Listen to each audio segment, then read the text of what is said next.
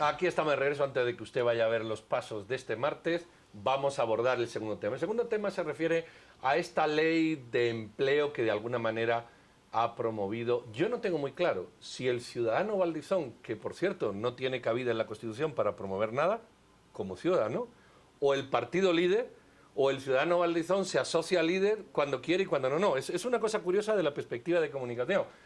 Si esto sirve para algo o por el contrario es lo mismo que ya teníamos con el Partido Patriota, que nunca llegó a buen puerto de momento. Dos expertos, y ahora sí son bien expertos en estos temas. Mariano Rayo, analista en temas económicos y por tiempo diputado que ha trabajado estos temas y otros. Y también Ricardo Barriento, investigador de ICEFI, como ustedes saben, es invitado habitual del programa. Y doña Silvia Jereda, que ya vio su paso y ahora se incorporó. Yo quiero soltar con tu permiso, esta primera pregunta. ¿Quién promueve esta ley? ¿Un ciudadano que no puede promoverla? ¿Un ciudadano que se llama ciudadano pero que es líder de un partido político pero no lo quiere decir? ¿O un partido político? Porque ha salido un ciudadano proponiendo esta ley, pero la Constitución dice que o es el Congreso, o es la USAC, o son 5.000 firmas. ¿Qué lectura sutil le damos a esto antes de entrar en la ley? No sé quién de ustedes... Bueno, en rigor ha sido el diputado, me parece, Leonardo Camey, un diputado de la bancada del Partido Líder, quien formalmente presentó ante Dirección Legislativa una iniciativa de ley. Esos son los rigores de las formalidades, pero en la radio, en la televisión, escuchamos sendos spots publicitarios que hablan de la ley Valdizón de empleo. Entonces, yo creo que para efectos de opinión pública es la ley Valdizón. De empleo no es lo que vamos a discutir, pero en rigor fue una iniciativa de ley presentada por un diputado del bloque líder. Sin embargo, hablemos del contenido de esta ley. Sabemos que estamos en un año electoral donde todos los partidos están haciendo su piñata política. No obstante, nos llama la atención que hemos visto preliminarmente que esta ley no está directamente vinculada al empleo, sino que existen otros temas que van más al lado de ofrecimientos, tema de generación de plazas laborales. ¿De qué se trata esto? Porque si bien es cierto, los guatemaltecos están urgidos de leyes, ¿podría esto confundir a la ciudadanía? Mariano, ¿nos podría usted explicar un poquito de cuál es el contenido de esta ley llamada ahora la Ley Valdizón de Empleo? Bueno, en términos generales es una versión 3.0, diría yo, o 4.0, porque hay 4 iniciativas con temas similares que buscan resolver un tema que eso se nos olvida.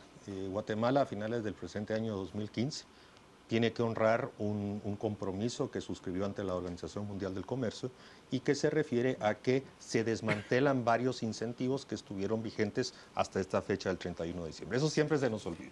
Entonces, el gobierno tiene que resolver esto.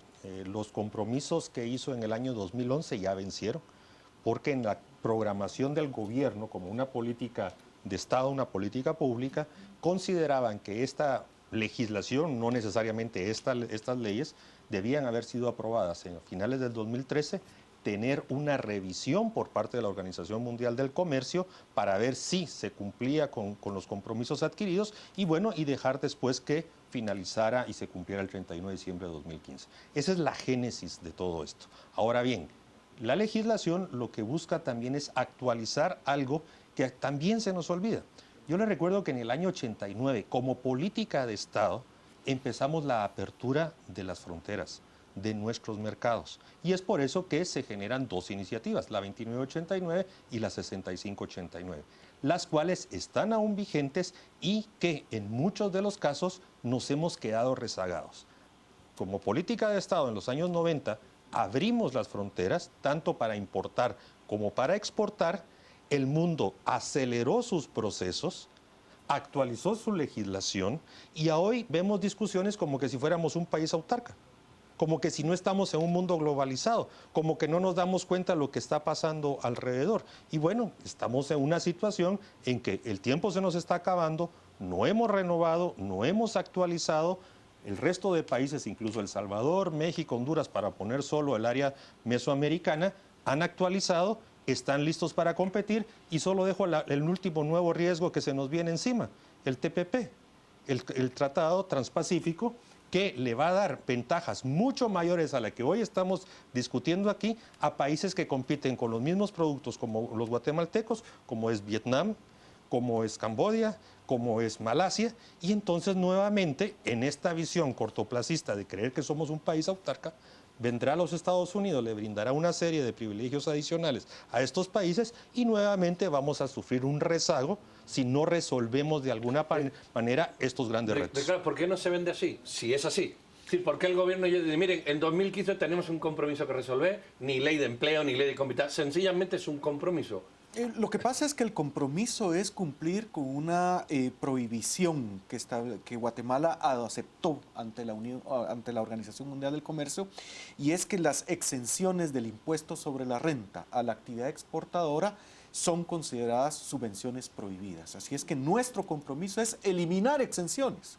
Pero solo para el ensamblaje de mercancías. No, nada de peros. Hay que decir las cosas como son.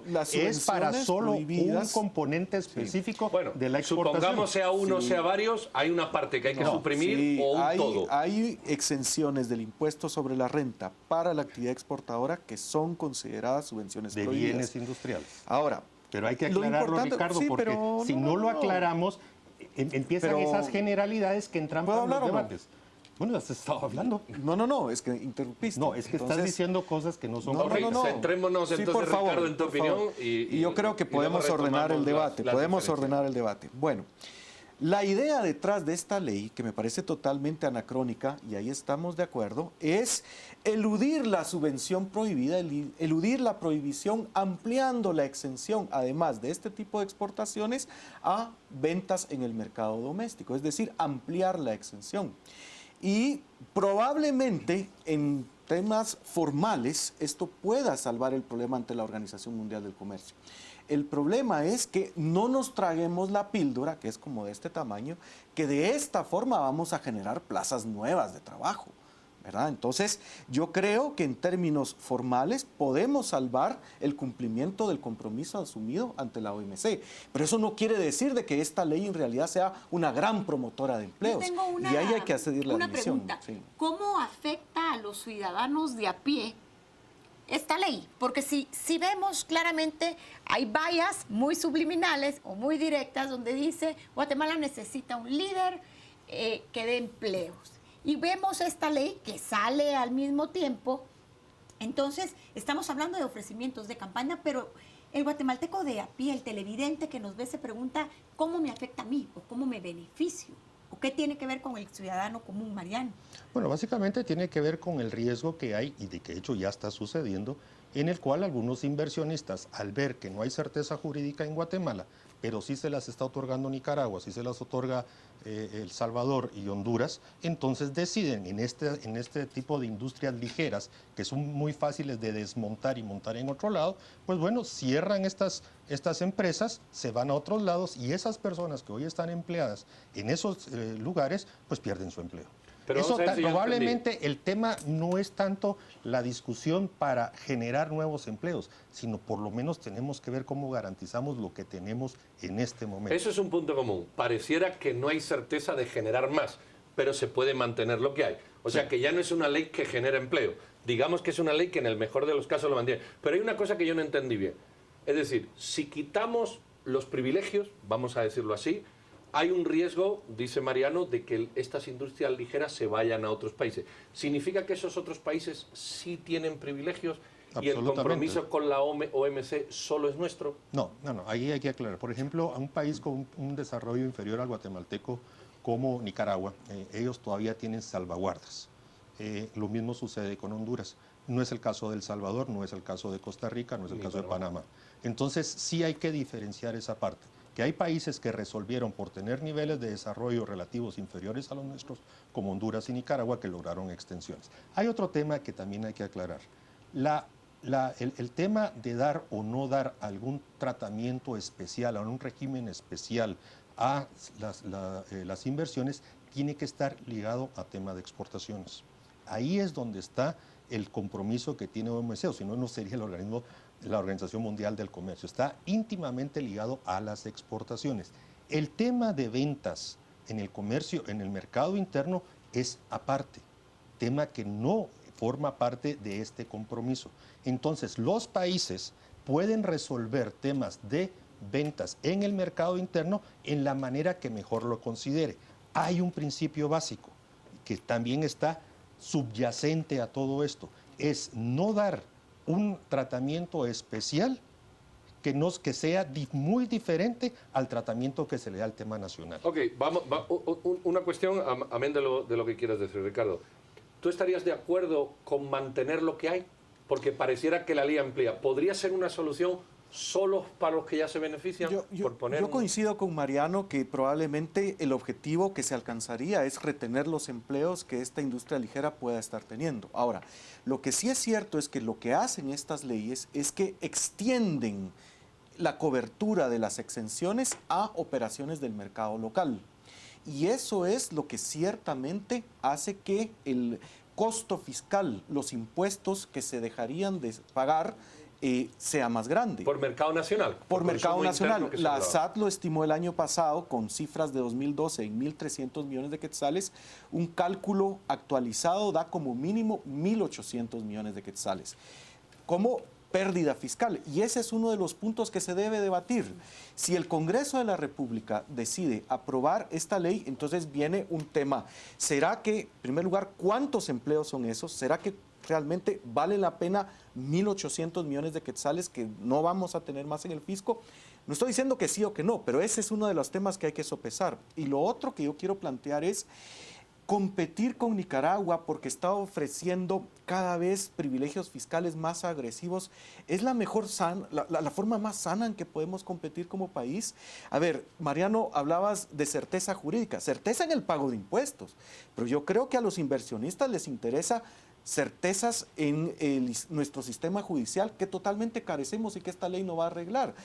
Diferendos de tipo salarial, diferendos de otro tipo, yo creo que esa es la certeza jurídica. Y nuestro argumento es, cuando nosotros criticamos este tipo de legislación como altamente inefectiva, es que las principales decisiones de inversión, realmente los factores que de verdad determinan la buena calidad de las inversiones y la buena calidad de los empleos, no están encabezadas por el tema de pagar o no pagar impuestos. Ahora podríamos nada más decir que entonces estamos frente a un requisito que el gobierno tiene que llenar antes de que termine este año con organismos internacionales. ¿Es eso la razón principal de esta ley?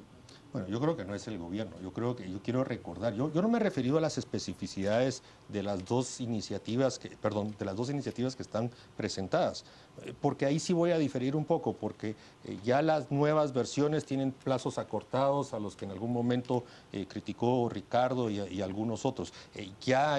Los que propusieron las leyes ya entendieron esos mensajes, ya no se están yendo a 65 años como hubo una versión. O sea, yo no me he referido al detalle, no quise interrumpir para acotar eso. Ahora, ¿por qué digo que son decisiones de política pública de Estado y no de un gobierno en particular? Como les recordaba, el país como país tomó la decisión de abrirse y esa política la ha mantenido por los últimos 25, 30 años. Estas son cosas que van evolucionando. Entonces, nosotros como Estado, y hay que recordar el año particular en el que vivimos, y aquí hay una de las cualidades de la nueva ley que solo va a aplicar a partir del 16 de enero del año 2016, o sea, hay una de las ponencias que dice, mire, todo lo vamos a aprobar, pero entra en vigencia hasta el 16 de enero. Es curioso, esos son los detalles. No es el 14 a las 14. No, porque hay que... el 16, por lo menos para que pero se bueno, siente. pero esas son las especificidades que cuando quieran las discutimos, las similitudes, diferencias, correcciones o no. Mi punto es, como país tenemos que estar claros de que si vamos a seguir abiertos al mundo, compitiendo con el mundo, tenemos que resolver cosas de política pública. Entre otras cosas, un instrumento legal.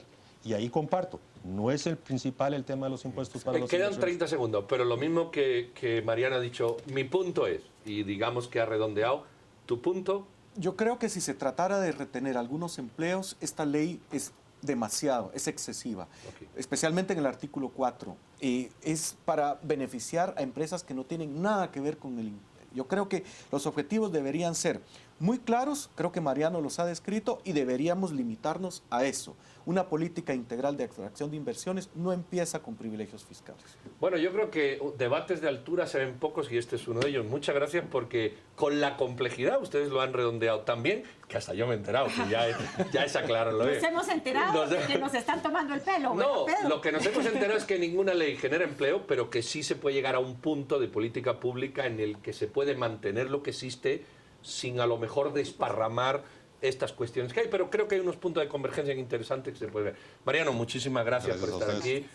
A ti también por estar aquí, Ricky. Te iba a decir Richard, bueno. porque no te oí que te llamaban Richard y dije, pues Richard Barriendo. Muchas gracias por estar aquí, doña Silvia también, y ustedes ya pueden irse a pasear. Bueno, también pueden ver en los deportes y a otras cosas que vienen detrás de nosotros, pero si no, se pueden salir a ver las procesiones de Semana Santa tan bonitas en la capital o fuera de ella, y nosotros pues nos vamos a tomar el miércoles libre, ¿no? Bueno, veremos qué pasa. O van a seguir discutiendo. Mediodía, ¿verdad? Por lo menos media. Muchas gracias, disfruten de las vacaciones que comienzan mañana, gracias a nuestros invitados, y sin más, pues a deportes y a seguir disfrutando de la noche y de la semana. Feliz noche.